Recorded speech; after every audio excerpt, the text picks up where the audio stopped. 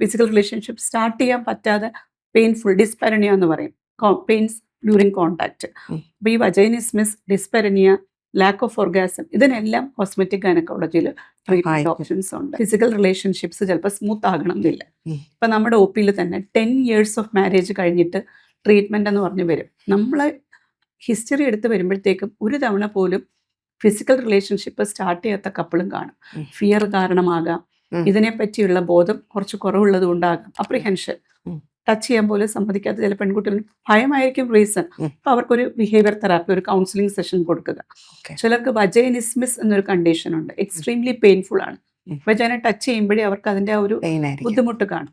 ഇത് ഒരു പ്രത്യേകിച്ച് എൻഡോമെട്രിയോസിസ് എന്ന് പറഞ്ഞ ഗൈനക്കോളജിയിൽ ഒരു കണ്ടീഷൻ ഉണ്ട്. ഈ എൻഡോമെട്രിയോസിസ് ഉള്ളവർക്ക് ഡീപ്പ് പെൽവിക് പെയിൻ ആണ് എപ്പോഴും.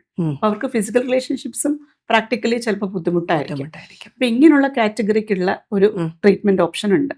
പിന്നെ ചിലരുടെ ക്ലൈറ്റോറിസിൽ ഈ നമ്മുടെ സെക്ഷൽ ഓർഗാസം ക്രിയേറ്റ് ചെയ്യുന്ന ഏരിയകൾ ഇപ്പോൾ ക്ലൈറ്റോറിസ് കാരണം മറഞ്ഞിരിക്കും. അപ്പം അതിന് ക്ലൈറ്ററൽ ഹുഡ് റിഡക്ഷൻ എന്നൊരു പ്രാക്ടിക്കൽ ഓപ്ഷൻ ഉണ്ട്. അപ്പം ഇതൊക്കെ ചിലർക്ക് പറയാൻ മടിയായിരിക്കും.